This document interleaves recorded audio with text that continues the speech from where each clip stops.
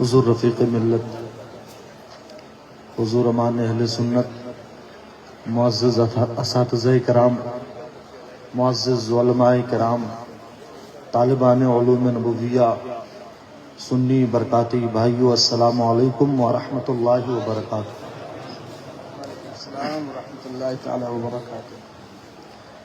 نحمدک یا من منہ الابتداء وإلیہ الانتہاء، والصلاة والسلام على سیدنا ومولانا محمد المصطفى وعلى آلہ واصحابہ المجتبى، اما بعد فاعوذ باللہ من الشیطان الرجیم، بسم اللہ الرحمن الرحیم۔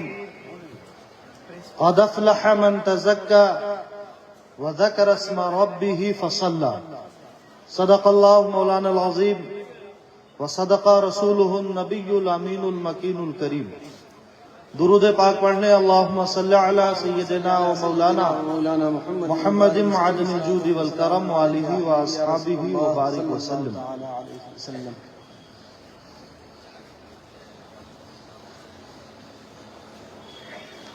کلام پاک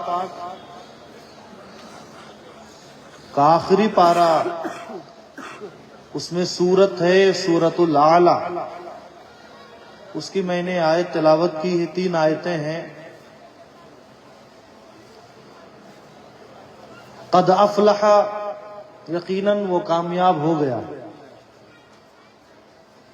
ہم سب کامیابی کے لیے دوڑ بھاگ میں رہتے ہیں، کسی طرح سے کامیابی ملے، لیکن ہمارا رب فرما رہا ہے قد افلح،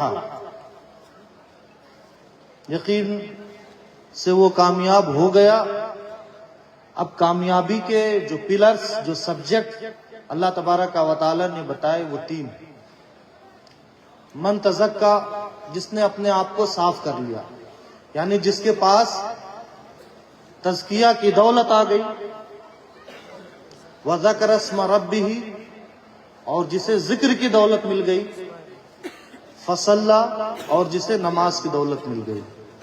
تو کامیابی کے 3 پلرز اللہ تبارک و تعالی نے اپنے کلام میں بیان فرمایا، تزکیہ، ذکر اور نماز۔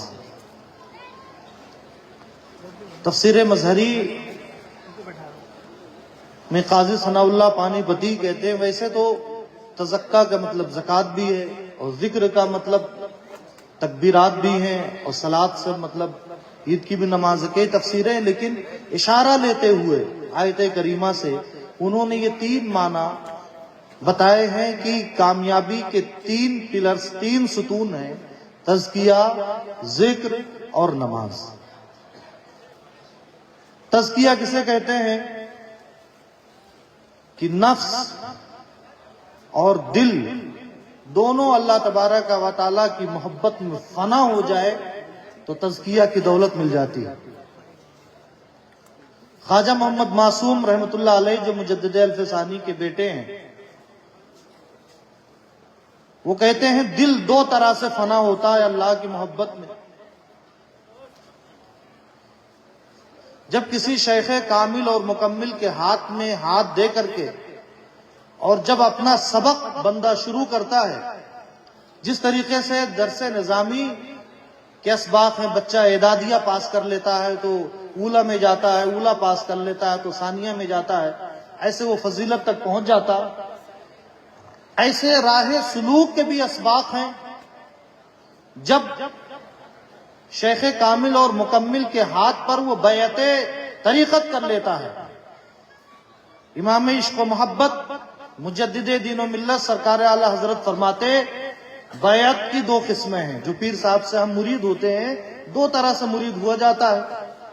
ایک مرید ہونا تو یہ کہ ایسے شیخ کے ہاتھ پر کہ جو ضرورت بھر علم رکھتا ہو، اس کا سلسلہ متصل ہو، وہ فاسق و فاجر نہ ہو، 5 شرطیں بتائیں، وہ بدعت والا نہ ہو، تو اس کے ہاتھ میں ہاتھ اس لیے دیں کہ ہمیں سلسلے کی برکت مل جائے گی۔ یہ بھی بہت اچھی بیعت ہے، لیکن ستاروں سے آگے جہاں اور بھی ہیں، عشق کے امتحان ابھی اور بھی ہیں۔ دوسری جو قسم بیعت کی ہے وہ بیعت طریقت ہے۔ بیعت طریقت میں پیر کے لیے ایک شرط یہ بھی سرکار اعلی حضرت بتاتے ہیں کہ اس نے اپنے شیخ سے راہ سلوک طے کیا ہو اور دوسروں کو طے کرا سکتا ہو، تو یہ بیعت طریقت ہے۔ تو بیعت طریقت جب کریں گے تو جو اسباق شیخ دیتا ہے وہ اسباق آپ پڑھتے رہیں گے اور پھر فنا اور بقا کی منزل آپ کی مل جائے گی، فنا اور بقا کی دولت مل جائے گی۔ تو دل جو اللہ کی محبت میں فنا ہونا جب اسٹارٹ ہوتا ہے تو یہ کہ بیشتر اوقات دل میں صرف اور صرف اللہ کی محبت ہو، تو یہ کہا جائے گا کہ ہاں دل اب اللہ کی محبت میں فنا ہونے لگا۔ اور جب مکمل فنا ہو جاتا ہے تو لکھتے ہیں جب دل مکمل فنا ہو جاتا ہے تو چاہے حضرت خضر علیہ السلام کے برابر کیوں نہ عمر دے دی جائے، ایک پل کے لیے بھی غیر اللہ کا خیال دل میں آتا ہی نہیں، نہ ان کی محبت آتی۔ یہ دل کی فنائیت ہے۔ اور نفس کی فنائیت کیا ہے؟ نفس کی فنائیت یہ ہے کہ کوئی آپ کی تعریف کرے یا آپ کی برائی کرے، نہ تعریف پہ آپ خوش ہو اور نہ برائیوں پہ آپ غمگین کی بدلہ لینے لگے۔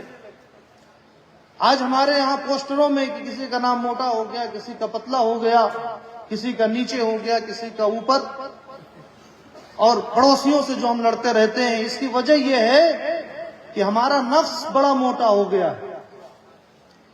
تو نفس جب فنا ہونا اللہ کی محبت میں اسٹارٹ ہوتا ہے تو کوئی آپ کی تعریف کرے یا مذمت کرے، نہ تعریف پہ دل گدگدائے اور نہ مذمت پہ آپ پریشان ہو۔ کہہ رہا ہوگا حضور رسول علماء کہ جب کوئی کہتا کہ فلاں آپ کے بارے میں یہ کہہ رہا تھا تو آپ فوراً کہتے اس نے وہ کمی میرے اندر دیکھی ہوگی تب تو کہہ رہا تھا۔ سبحان اللہ، کس قدر نفس فنا تھا اللہ تبارک و تعالیٰ کی محبت میں۔ تو تعریف اور مذمت سے آپ بے پرواہ ہو جائیں، کوئی آپ کے بارے میں کیا کہہ رہا ہے اس سے بے فکر ہو جائیں تو سمجھ لو نفس اللہ کی محبت میں فنا ہونا اسٹارٹ ہو گیا۔ اور جب نفس مکمل فنا ہو جاتا ہے سبحان اللہ، تو یہ وہ مقام ہے کہ شروع میں سالک جب لو لگاتا ہے، اپنا سبق اسٹارٹ کرتا ہے تو پہلے اللہ کے اسم سے نور حاصل کرتا ہے، برکت لیتا ہے، پھر اللہ کے اسماء و صفات سے نور حاصل کرتا، اس کے شیونات سے برکت لیتا ہے۔ لیکن جب نفس مکمل فنا ہو جاتا ہے تو اسے وصل عریانی کی دولت ملتی ہے، یعنی اب مسمى سے، ذات باری سے ڈائریکٹ وہ اللہ تبارک و تعالیٰ کی تجلیاں حاصل کرنے لگتا ہے۔ اور اب شش جہات میں دائیں بائیں آگے پیچھے نیچے اوپر اسے صرف اور صرف محبوب کی تجلیاں دکھائی دیتی ہیں۔ جس طریقے سے سورج نکلتا ہے تو ستارے چھپ جاتے ہیں، ایسے جب ذات کی تجلیاں رونما ہوتی ہیں، بندے کے دل پہ اترنے لگتی ہیں، تو اب صرف اسی کا جلوہ نظر آتا ہے۔ تو تزکیہ یہ ہے، تزکیہ اور تصفیہ۔ تفسیر نعیمی اٹھا کر کے دیکھیں، وہ لکھتے ہیں مفتی احمد یار خان نعیمی رحمۃ اللہ تعالی علیہ کہ تزکیہ تین طرح کا ہوتا ہے۔ ایک تزکیہ موہبی ہوتا ہے، موہبی مطلب بغیر کسی محنت کے اللہ نے نوازا اور سب کچھ روشن کر دیا۔ سرکار غوث پاک سے پوچھا گیا کہ شیخ عبد القادر جیلانی آپ کو کب پتا چلا کہ آپ اللہ کے ولی ہیں؟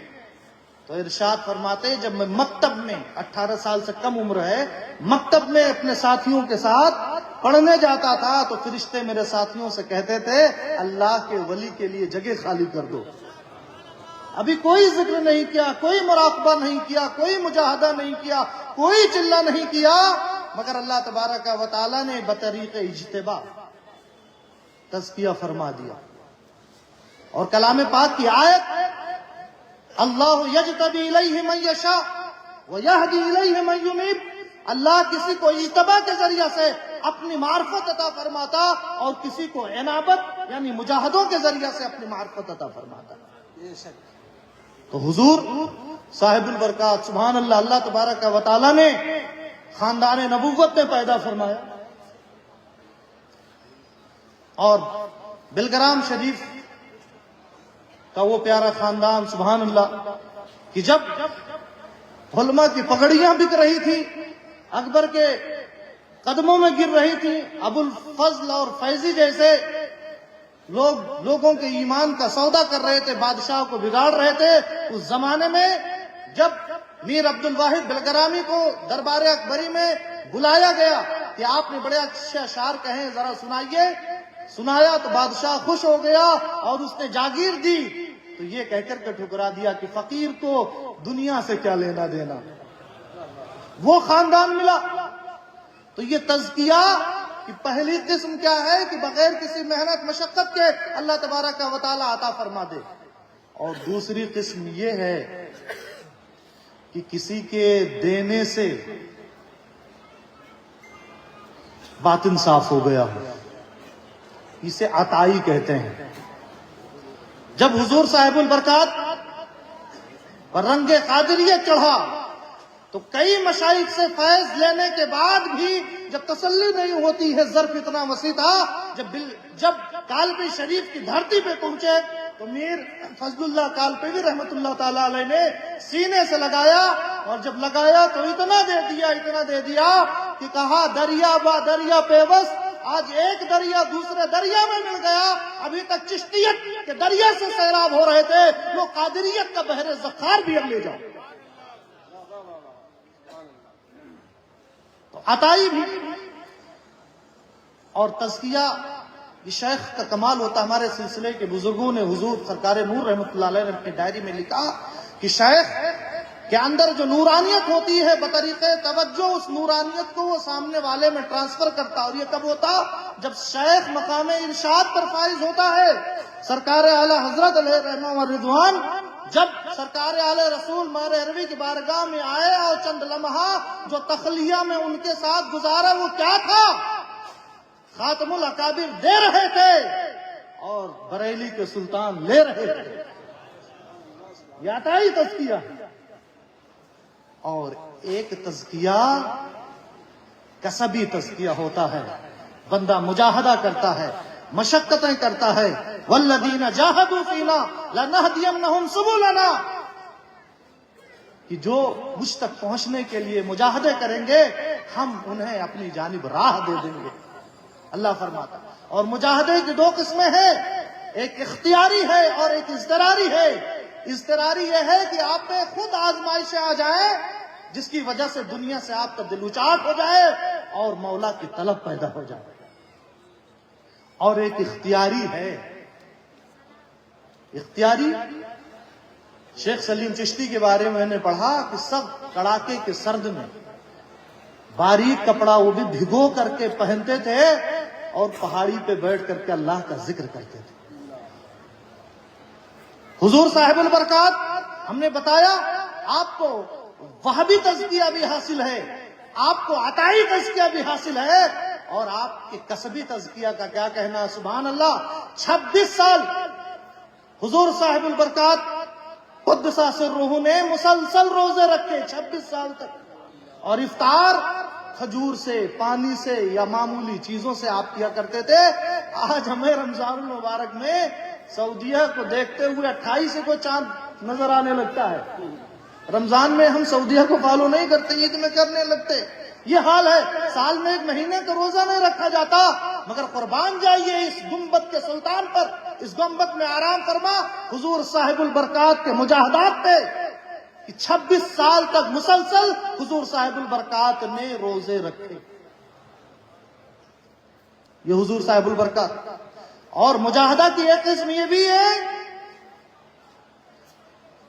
کہ اپنے آپ پر فقیروں کے لیے تو اپنا دروازہ ہر دم کھلا رکھو، اور اہل ثروت جو دنیا دار ہیں، جو تخت و تاج والے ہیں، انہیں دور رکھا جائے. تمہیں تمہارا تخت مبارک اور ہمیں ہماری چٹائی مبارک. حضور صاحب البرکات کا زمانہ وہ زمانہ تھا جب مغلیہ سلطنت کا آفتاب اقبال نصف النہار پہ تھا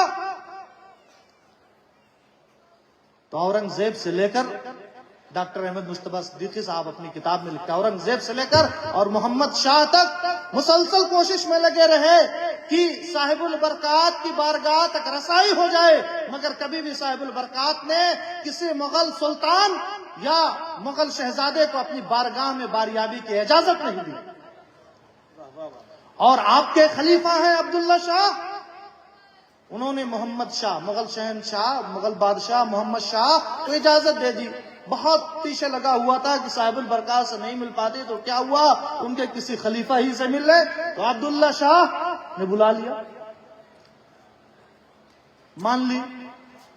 جب حضور صاحب البرکات تک بات پہنچتی ہے تو حضور صاحب البرکات غضبناک ہوتے ہیں، عبداللہ شاہ کو بلا کر کے زجر کرتے اپنے خلیفہ کو۔ اس سے پتا چلا کہ اگر شیخ نے جسے خلافت دی اگر وہ بے راہ رو ہو تو مکمل اجازت ہے کہ شیخ اس کے سرزمش کو۔ دیکھیں ظاہراً تو کوئی بہت نہیں دکھ رہی ہے، مگر حضور صاحب البرکات چونکہ مقام فخر کے شہنشاہ تھے، فخر اتنا بلند تھا کہ اپنے خلیفہ عبداللہ شاہ کو بلایا، ناراض ہوئے اور کہیں چھپ جانا چاہیے تھا۔ فرماتے ہیں میں تو تمہارے دلوں میں اللہ کا نقش بٹھاتا ہوں اور تم بادشاہوں کے نقش اپنے دلوں میں داخل کرتے ہو۔ یہ تربیت کا انداز تھا۔ تو تزکیہ چاہے عطائی ہو، چاہے کسبی ہو اور چاہے وہابی ہو، تینوں سے حضور صاحب البرکات کو حصہ ملا۔ قد افلح من تزکا، وہ کامیاب ہو گیا جسے تزکیہ کی دولت۔ وَذَكَرَ اسْمَ رَبِّهِ، اور اس نے اپنے رب کے نام کا ذکر کیا، اپنے رب کے نام کا ذکر کیا۔ اسی سورت کے شروع میں ہے سبح اسم ربک العلی، اپنے رب کے نام کی تسبیح پڑھو، وہ نام جو سب سے بلند ہے۔ اللہ تبارک و تعالیٰ کا نام اللہ بھی ہے، وہ رحمان بھی ہے، وہ رحیم ہے، وہ ستار ہے، وہ غفار ہے، لیکن ایک ذاتی باقی صفاتی ناموں میں سب سے بلند نام اس میں ذات ہے۔ اگر بندے نے اللہ کہہ لیا تو رحمان بھی کہہ لیا، رحیم بھی کہہ لیا، ستار بھی کہہ لیا، غفار بھی کہہ لیا، تو حکم ہوتا ہے کہ اللہ کے اس نام سے تسبیح کرو جو نام سب سے بلند ہے، یعنی اللہ۔ سلسلہ کوئی بھی ہو، چاہے قادریہ ہو، چشتیہ ہو، نقشبندیہ ہو، سہروردیہ ہو، دو ذکر سب میں کامن ہے۔ ایک ذکر اس میں ذات اللہ اور دوسرے ذکر نفی و اثبات، یعنی لا الہ الا اللہ۔ اب سلسلے بنیت الطالبین میں سرکار غوث پاک رضی اللہ تعالیٰ عنہ لکھتے ہیں کہ ہمارے سلسلے میں 3 قسم کا ذکر ہے مبتدئین کے لیے، یعنی جنہوں نے راہ سلوک میں قدم رکھا ان کے لیے بالجہر ذکر کرنا ہے، یعنی بلند آواز سے ذکر کریں، اور جنہیں کچھ لذتیں ملنے لگی، کچھ روشنیاں ملنے لگی، کچھ انسیت ملنے لگی، جو لائن پہ آ گئے اور ان کا سفر شروع ہو گیا، انہیں ذکر خفی کرنا چاہیے پوشیدگی سے، اور جو عارف بن گئے انہیں ہر وقت اپنے دل کو اللہ تبارک و تعالی کی یاد میں رکھنا ہوگا، یعنی مراقبے کی عبادت۔ سلسلہ برکاتیہ کا ذکر دیکھیں، اور سرکار اعلیٰ حضرت نے جو لکھا ہے الوظیفۃ الکریمہ میں، یقین مانیے کہ وہ یہیں سے لیا ہوگا۔ روحانیت کی جو دولت ملی ہے مجدد دین و ملت کو، وہ سرکاران مارحرہ سے ملی۔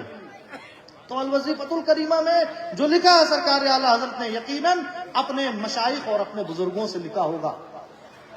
تو سلسلہ برکاتیہ میں جو سب سے پہلے ذکر کرایا جاتا ہے، بیعت کے بعد ذکر بتایا جاتا، وہ ذکر اسم ذات یعنی اللہ، اور 4 طریقے سے اللہ کہلوایا جاتا ہے، میڈیم آواز میں، بہت تیز نہیں کہ حلق سوکھنے لگے، میڈیم آواز میں اللہ 4 طریقے سے آپ لوگ بھی سیکھ لیں اور اپنے شیخ سے اجازت لے کر کے یہ ذکر کریں۔ شاہ ولی اللہ محدث دہلوی القول الجمیل فی بیان سوائی سبیل میں لکھتے ہیں کہ اللہ کے اسم ذات یعنی اللہ میں اتنا اثر ہے کہ اگر کوئی 24 گھنٹے میں 1000 بار اللہ کا ذکر کرے چاہے وہ مرد ہو یا عورت ہو، بچہ ہو، بوڑھا ہو، کتنا کند ذہن کیوں نہ ہو، اگر روزانہ 1000 مرتبہ اللہ کے نام کا ورد کرتا ہے تو اللہ تبارک و تعالیٰ اس کے سینے کو اپنے نور سے منور فرما دیتا ہے، سبحان اللہ سبحان اللہ۔ سینہ جگمگا اٹھتا ہے۔ اور ہمارے بزرگوں نے تو سبحان اللہ الگ الگ طریقے سے، 4 طریقے سے اللہ ہو کہنا سکھایا ہے اپنے سالکین کو، اپنے مریدین کو۔ پہلا طریقہ یہ ہے کہ دل سے اٹھائیں اللہ اور دل ہی پہ مارے ہو، یہ ذکر یک ضربی کہتے ہیں، اسٹارٹ یہیں سے کیا جاتا ہے، اللہ دل سے اٹھائیں اور دل پہ مارے اللہ ہو۔ اور دوسرا طریقہ کہ اللہ دل سے اٹھائیں اور داہنی جانب پہ ہو مارے، ضرب لگائیں اللہ ہو، اور پھر داہنی جانب سے اٹھائیں اور دل پہ ماریں، داہنی جانب سے اللہ اٹھائیں اور دل پہ مارے ہو۔ 2 طریقے ہو گئے، دل سے اٹھائیں دل پہ مارے، یہ پہلا طریقہ، دل سے اللہ اٹھائیں اور داہنی جانب پہ ضرب لگائیں، اور داہنی جانب سے اللہ اٹھائیں اور ہو دل پہ مارے، یہ دوسرا طریقہ۔ ذکر سہ ضربی یعنی 2 پہلے والا کرنا ہے کہ داہنی جانب سے اٹھائیں اللہ، بائیں جانب سے اٹھائیں اللہ اور داہنی جانب پہ مارے ہو، اور پھر داہنی جانب سے اٹھائیں اللہ اور بائیں جانب پہ مارے ہو، یہ تیسرا طریقہ۔ جو بھی طریقہ ہو رہا ہے پچھلا کرتے ہوئے گزرنا ہے، تو 3 طریقے۔ چوتھا طریقے میں اس میں اور ہے کہ دل سے اٹھائیں اللہ اور سامنے ضرب لگائیں ہو، اور پھر سامنے سے اللہ اٹھائیں اور دل پہ مارے ہو۔ یہ ذکر اس میں ذات 4 طریقوں سے ہو گیا، 1 ضربی، 2 ضربی، 6 ضربی، 4 ضربی۔ اب اس کے بعد ابھی تک اللہ کا اس میں ذات کا ورد کر رہے تھے، ضربیں لگا رہے تھے، اب صفات کو بھی شامل کر لینا ہے۔ سرکار اعلی حضرت نے الوظیفۃ الکریمہ میں 4 طریقے بیان کیے کہ اب آواز تھوڑا دھیمی کر لیں اور ذکر خفی کریں، 4 ضربی کے بعد کچھ ذکر خفی کریں، اللہ کی صفات کو بھی شامل کر لیں۔ اللہ کی صفات کو کیسے شامل کریں کہ اللہ سمیع، اللہ بصیر، اللہ علیم، اللہ قدیر۔ اللہ سمیع، اللہ بصیر، اللہ علیم، اللہ قدیر، یہ 4 ہو گئے۔ اللہ سمیع کہیں تو سمجھیں کہ ناف سے سینے تک لائے، اللہ سمیع ناف سے سینے تک، اللہ بصیر سینے سے لے کر کے دماغ تک لائے، اللہ علیم دماغ سے لے کر کے پہلے آسمان تک، اور اللہ قدیر پہلے آسمان سے لے کر عرش تک، یہ 4 حصوں میں بانٹنا ہے۔ اللہ سمیع میں ناف سے لے کر سینے تک، اللہ بصیر میں سینے سے لے کر دماغ تک، اللہ علیم میں دماغ سے لے کر کے پہلے آسمان تک، اور اللہ قدیر میں آسمان سے لے کر عرش تک۔ اس کے بعد اس کے الٹا کرنا ہے، اللہ کامیاب ہو گیا جسے تزکیہ کی دولت ملی، وذکر اسم ربہ، اور اس نے اپنے رب کے نام کا ذکر کیا۔ تو ذکر کا طریقہ یہ 2 چیزیں ہو گئیں۔ اس کے بعد ذکر نفی و اثبات ہمارے مشائخ بتاتے ہیں، لا الہ الا اللہ، یہ 3 حصے ہیں، لا پہلا، الہ دوسرا، اور الا اللہ اس میں تھوڑی دھیمی آواز ہوگی۔ الہ میں داہنے کندھے سے اٹھائیں دماغ، اور دماغ سے لے کر عرش، الہ تھوڑی پہلے سے بلند ہوگی 10% اور اس کے بعد عرش سے کھینچ کے لے کے آنا ہے بلند آواز سے، اور دل پہ مارنا ہے الا اللہ، لا الہ الا اللہ۔ کچھ دیر یہ کہ ذکر کریں گے، اس کے بعد صرف دل پہ الا اللہ کی ضرب لگائیں گے، الا اللہ الا اللہ، پھر اللہ کی ضرب لگائیں گے، اور اللہ کے بعد ہمارے سلسلے میں ہے ہو۔ کیسے کہنا؟ سرکار نور رحمت اللہ علیہ اپنی ڈائری میں لکھتے ہیں، ہو جب کہیں تو یہ سمجھیں کہ دل جو ہے وہ لکڑی کا بوٹا ہے موٹا، اور آرے سے اسے چیر رہے ہیں، جیسے آرے کے چلنے کی آواز آتی ہے۔ ہو کہیں تو یہ سمجھیں کہ دل کو آرے سے ہم کاٹ رہے ہیں، یہ لا الہ الا اللہ۔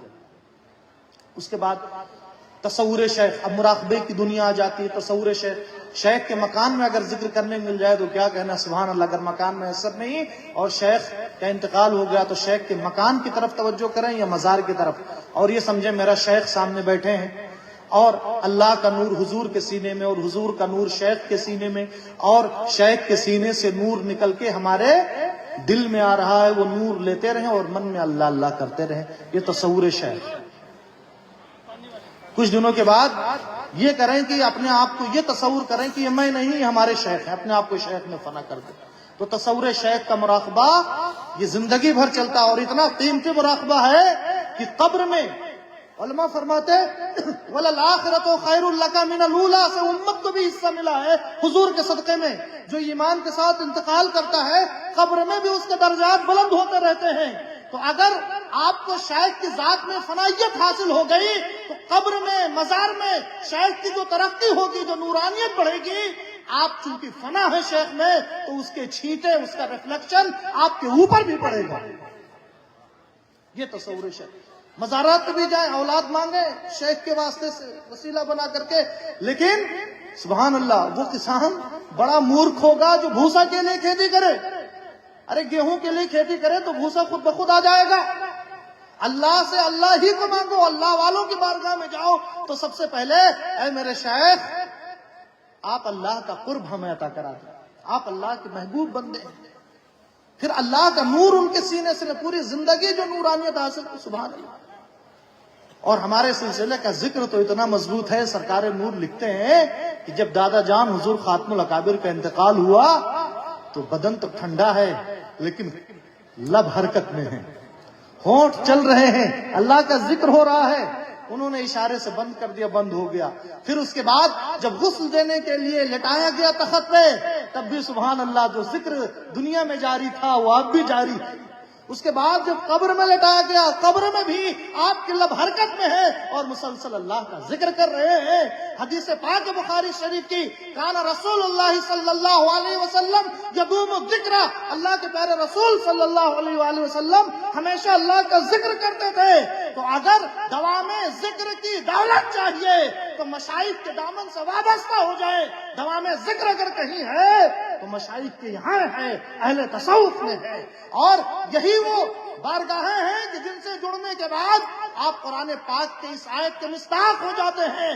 رجال لا تلہیہم تجارت ولا بیع عن ذکر اللہ. کچھ مردان خدا ایسے ہوتے ہیں کہ وہ خرید و فروخت کرتے ہیں، بزنس کرتے ہیں، مگر اس کے باوجود یہ چیزیں انہیں اللہ کی یاد سے غافل نہیں کرتی. تو ذکر بہت اور مراقبے ہیں. مشکلیں دور کرنے کا مراقبہ سلسلے برکاتیہ میں ہے. نماز پڑھیے اور نماز پڑھنے کے بعد بیٹھ جائیں اور داہنی جانب سے اٹھا کے یا حیو اور بائیں جانب پہ یا وہابو. ہمارے مشائخ لکھتے ہیں کہ 1000 بار یہ ورد کیا جائے، مشکل کتنی خطرناک کیوں نہ ہو وہ دفع ہو جائے گی. اور کیوں نہ ہو غلام غوث اعظم بے کسو مستر نبی ماند، اگر ماند شبی ماند شبی دیگر نبی ماند. جب شیخ توفیق جو غوث پاک کی اولاد ہے جب درگاہ شریف کے چوکٹ سے داخل ہو رہے تھے تو کہہ رہے ہیں واللہ ھذا باب الغوث، قسم خدا کی یہ غوث پاک کی چوکٹ ہے. تو آپ کر کے تو دیکھیں اپنے مشائخ کا ذکر. کون سی مشکل ہے جو قادریوں کی دور نہیں ہوگی، بس دل سے قادری ہونا چاہیے، زبان سے نہیں. تو یہ ذکر ہے. ایک بات اور تزکیہ میں اسی وقت بیان ہونی تھی لیکن بعد میں آ گئی تو میں بیان کر دیتا ہوں 5 منٹ کہ تزکیہ جو ہے وہ عطائی بھی ہوتا ہے.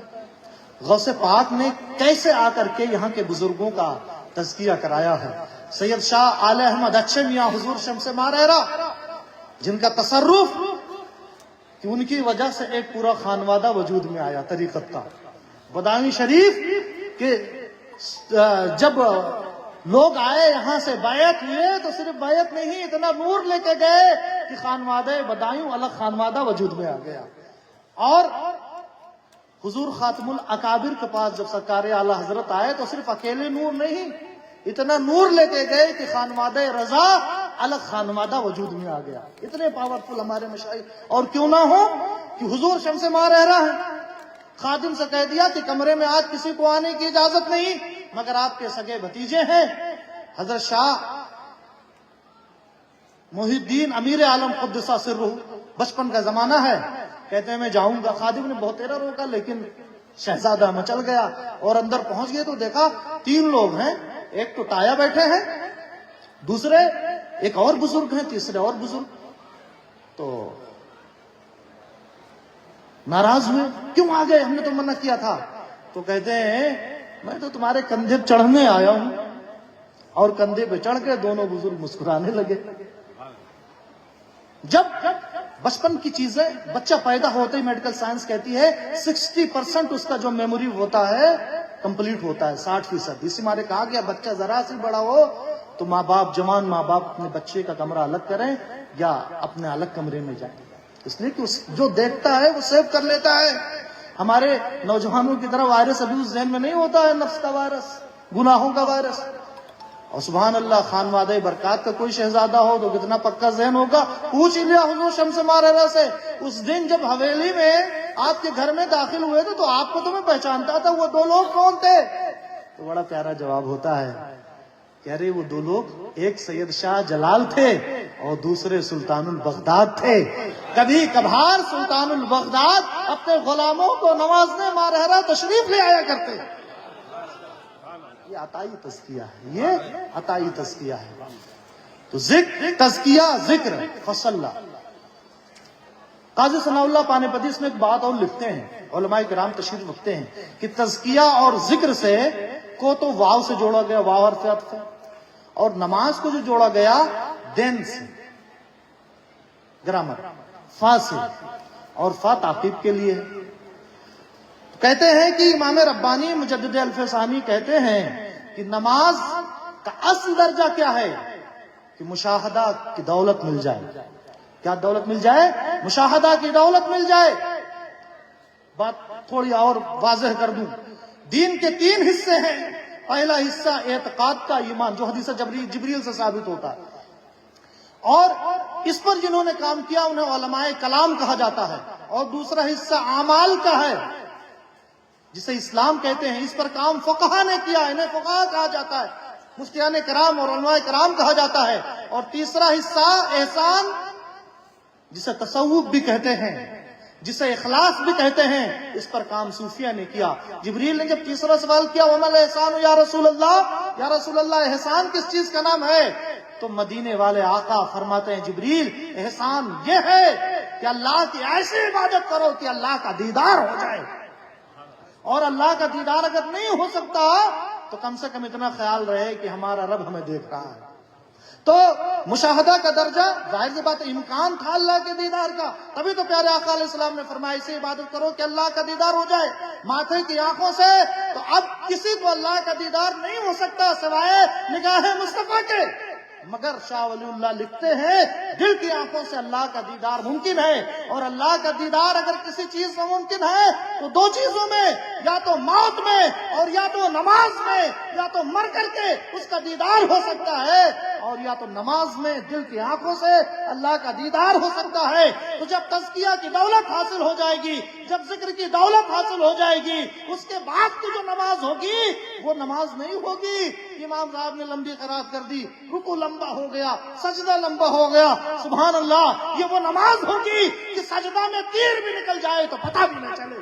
یہ مشاہدہ کا درجہ ہے کہ جب اللہ تبارک و تعالیٰ کی تجلیاں، ذات کی تجلیاں کثرت سے آئیں گی۔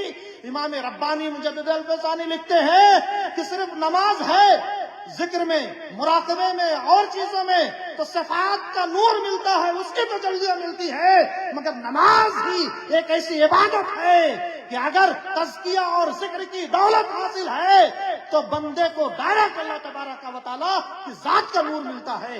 وما علینا الا البلاغ، استغفر اللہ ربی من کل ذنب، لا الہ الا اللہ محمد رسول